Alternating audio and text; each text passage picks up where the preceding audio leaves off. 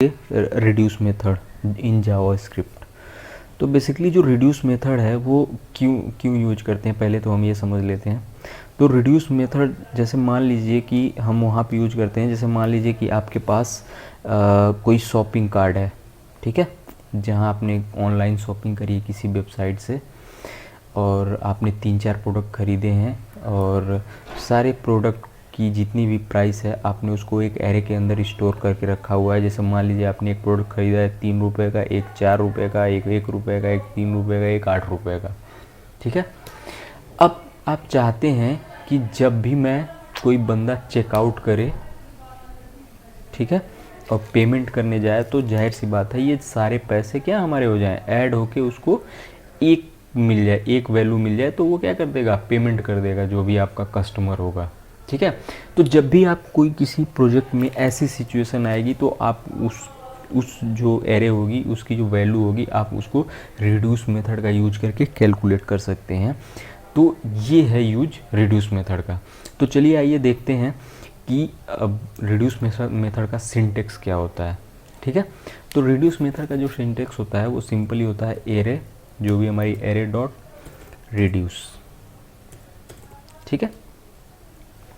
अब देखिए जो रिड्यूस है, अब अगर VS कोड आप यूज कर रहे होंगे तो आप देख रहे होंगे ये बता रहा है कि एक तो ये क्या लेता है, एक कॉल बैक फंक्शन लेता है और एक क्या लेता है, करंट वैल्यू लेता है। तो मैं एक इसमें मैं यहाँ एक कॉल बैक फंक्शन डाल देता हूँ और यहाँ पे कॉमा करके एक और आर्गूमेंट लेता है, उसके बारे में भी हम बाद में बात करेंगे।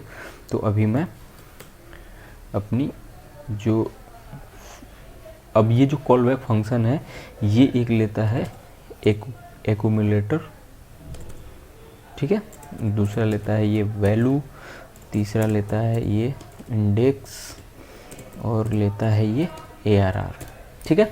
तो अब क्या क्या है ये जो एक्यूमुलेटर है ना दोस्तों, ये एक इनिशियल वैल्यू होती है, ठीक है, इनिशियल वैल्यू। जैसे मान लीजिए कि आपकी जो भी एरे रही होगी, आप जब सम कैलकुलेट करेंगे तो जाहिर सी बात है वहाँ आप स्टार्टिंग में कोई भी एक इनिशियल वैल्यू लेके चलते हैं, ये वही रिटर्न करता है, ठीक है। और वैल्यू मतलब इस एरे की जो एक वैल्यू है ये उसको लूप ओवर करेगा। इंडेक्स मतलब इस हर एक एरे के हर एक एलिमेंट का इंडेक्स, और एरे का मतलब ये है कि जो भी आपकी करंट एरे रहेगी, जैसे मेरे सिचुएशन में ARR मेरी करंट एरे है तो ये है, ठीक है।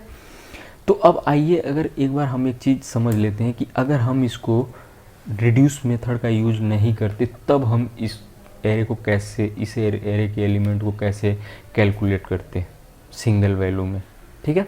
बिकॉज ये रिड्यूस मेथड तो ES6 में इंट्रोड्यूस हुआ है, तो उससे पहले हम कैसे कैलकुलेट करते, तो जैसी बात हम फॉर लूप का यूज करते थे। तो सिंपली अगर हमें फॉर लूप का यूज करना है तो हम क्या करते थे, उस टाइम हमने एक वेर सम इक्वल टू हमने एक इनिशियल वैल्यू सेट कर दी, एक वेरिएबल लेके 0, कि मेरी जो इनिशियल वैल्यू है वो क्या है, 0 है, ठीक है। अब मैंने फॉर लूप लिखा और मैं यहाँ पे मान के चल रहा हूँ वेर n ऑफ, और जो भी हमारी एरे है, जैसे मेरे केस में ARR है तो मैं ARR को ले रहा हूँ, ठीक है। और मैंने यहाँ पे क्या कर दिया है, sum equal to sum plus n, ठीक।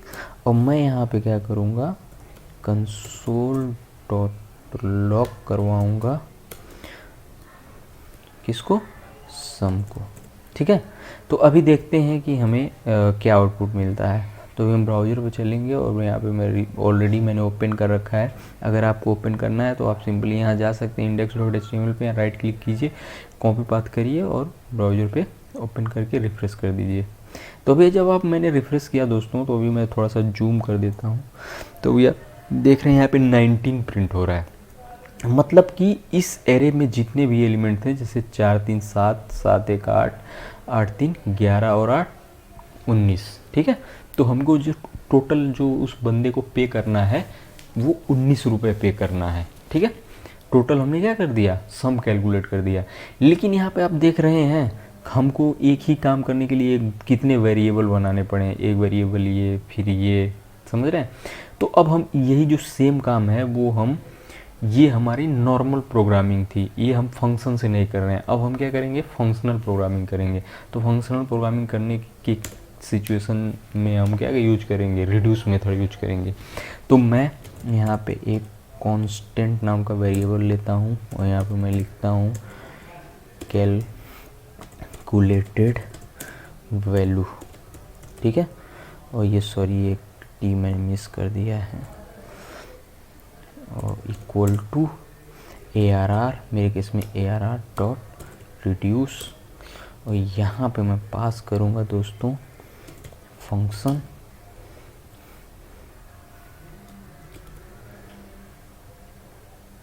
इस फंक्शन के अंदर मैंने एक एक्यूमुलेटर ले लिया है और कॉमा वैल्यू ले लिया है, क्योंकि मुझे इंडेक्स की ज़रूरत नहीं है तो मैंने इंडेक्स नहीं लिया है दोस्तों, ठीक है।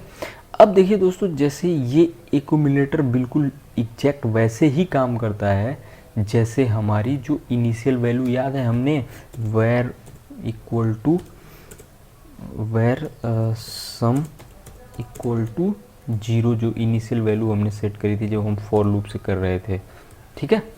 तो ये जो एक्यूमुलेटर है ये बिल्कुल इसी स्टार्टिंग वैल्यू पे काम करता है। अब ये जो एक्यूमुलेटर है ना, अब इसका जो दूसरा वाला आर्गूमेंट होता है रिड्यूस मेथड का, वो इनिशियल वैल्यू सेट करता है। अभी आप जब मैं यहाँ कॉमा लगाऊंगा, आप देख रहे हैं यहाँ पे बता रहा है VS कोड इनिशियल वैल्यू, जो कैसा होना चाहिए नंबर।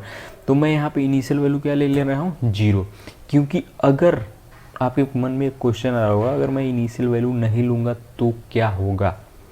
अगर आप इनिशियल वैल्यू नहीं लेंगे तो ये जो भी आपकी एरे होगी ना, उसका जो पहला एलिमेंट होगा ना, उसको एज ए ये इनिशियल वैल्यू मान लेगा जो रिड्यूस मेथड है, ठीक है। इसलिए जो इनिशियल वैल्यू है वो आपको हमेशा सेट करनी ही करनी है, ठीक।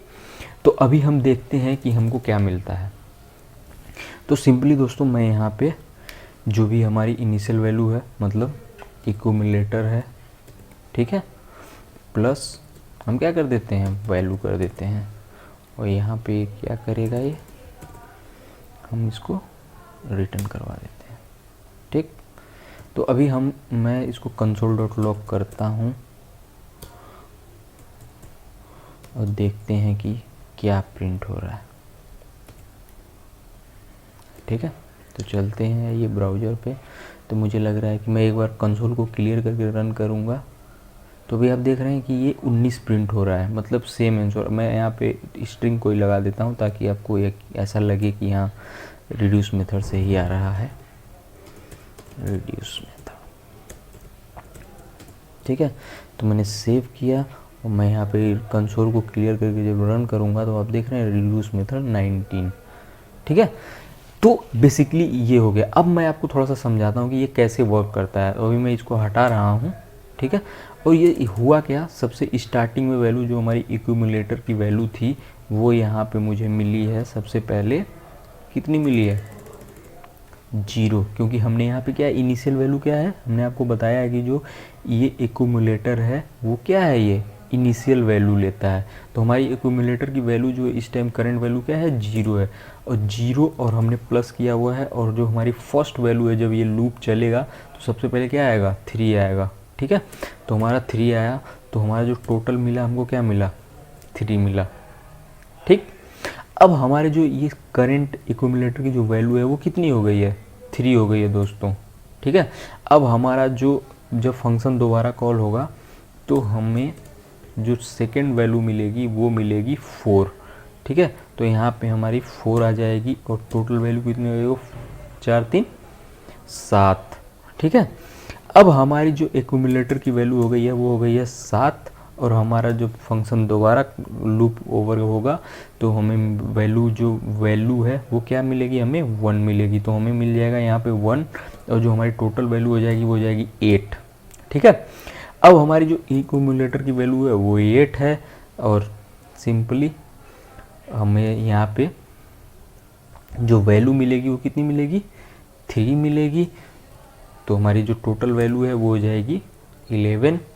अब हमारे जो एक्यूमुलेटर की वैल्यू है वो है 11, और हमें 11 में कितना में ऐड हो जाएगा हमारा वैल्यू, हमारी वैल्यू कितनी हो गई 8 हो गई, तो हमको मिल जाएगा 8।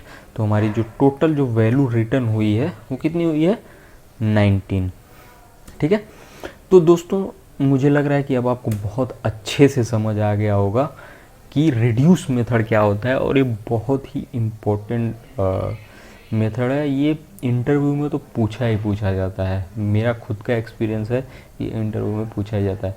तो बेसिकली जो इसका लाइव हम अपने प्रोजेक्ट में यूज करते हैं, हम जब भी कोई शॉपिंग ई कॉमर्स की वेबसाइट बनाते हैं सॉफ्टवेयर एंगुलर या रिएक्ट का यूज करके, तो उसमें हम जब हम कार्ट ऐड टू कार्ट में जितने भी आइटम होते हैं उनको जो हम चेकआउट करते हैं, तो उस टाइम जितने भी प्राइस कैलकुलेट करने के लिए हम रिड्यूस मेथड का ही यूज करते हैं। तो दोस्तों मुझे लग रहा है कि अब आप लोगों को क्लियर हो गया होगा। अगर आपको कोई भी डाउट है तो प्लीज़ आप कमेंट करके मुझसे पूछ सकते हैं, और आप जिस भी किसी दूसरे मेथड के बारे में या किसी टॉपिक के बारे में अगर आप वीडियो चाहते हैं तो मुझे कमेंट करके बताइए, मैं उस पर डेफिनेटली वीडियो बनाऊंगा। एंड अगर वीडियो अच्छा लगा हो तो प्लीज़ लाइक कर देना और सब्सक्राइब कर लेना मेरा चैनल। थैंक यू दोस्तों, तो मिलते हैं नेक्स्ट वीडियो।